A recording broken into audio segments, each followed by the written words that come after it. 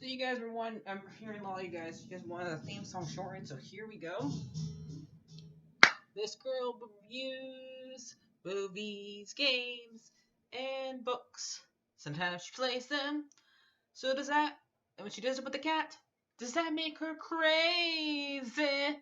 Does that make her crazy? Probably. So, it's shorter. There you go. Crazy Cat Lady or Martha Butler does not own any trailers or pictures. I use them under fair use, educational, for education and entertainment purpose. Hi everybody, Martha here. So this is for Stargirl, Season 2, Episode 11. And sadly, part of this episode was spoiled for me because it's fandom. So I know some of the scenes already was going to happen in this episode. What sucks.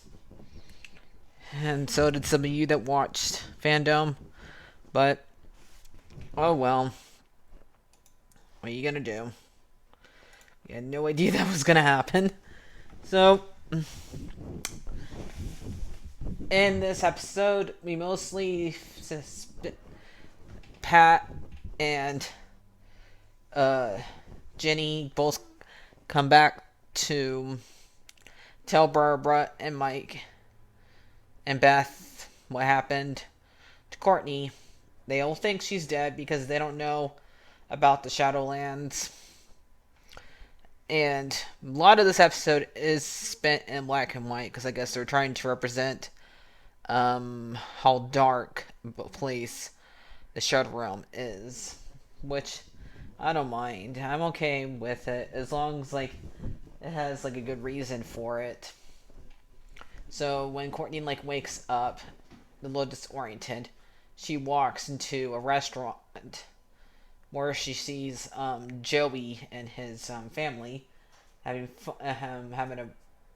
a lunch, and he does the same exact trick that he does wrong, and he asks her, "Are you gonna lie to me again?"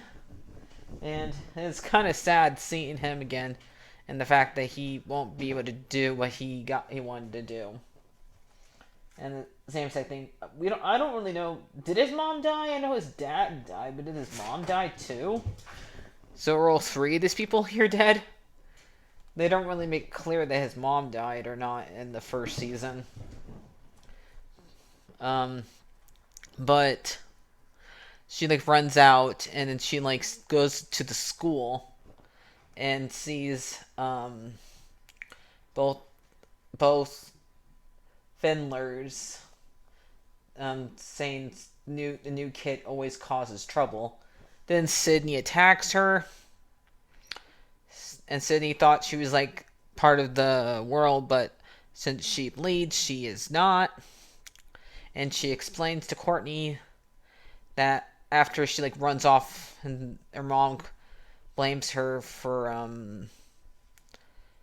the fact that she has to work two jobs to keep her kid fed, and all she wants to see is her dad, and yet she's the one that's working all the time, and she's saying basically she wishes the Courtney was never been born.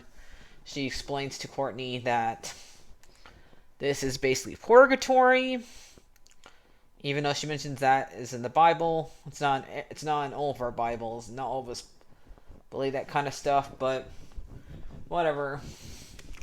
But where you see your worst fears, and this is the world that Eclipso was born in. So we're basically in his realm where he feels most, and not everything here is real. And they get separated again, and because she says that she doesn't mind killing her dad or killing Courtney here, but eventually we see her mom come up and asking why she killed her, basically. And that's when these two get separated, and she gets um, Dr. Midnighter grabs her and also wears the goggles for a while so she can see what this world really looks like. And it's just basically that's a bunch of shadows whilst we hear him hearing his daughter scream. And he says that maybe they can get the Shade to help him, and she doesn't know it. She doesn't want to trust the Shade since it's his fault that she was here. Excuse me, in the first place. So, while this is going on, Beth, Dr. Midnighter explains to Beth that Courtney's here, and she goes and tells Pat and the others what the plan is, and they go and find the Shade. And for some reason, he's in two different areas. So Barbara and Pat go to like a theater that's playing an old movie, and for some reason, the Shade's still not fully healed, so he can't really do much. So he gets just rather might as well watch something he would want to watch. So, and they and they explain to the Shade that Dr. Midnighter is still alive. I guess he thought he died in the Shadow Realm. He thought he went crazy there,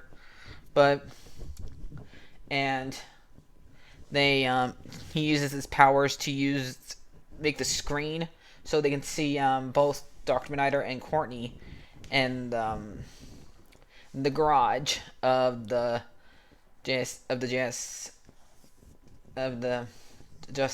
whatever Society of America, Justice League Society of America, whatever.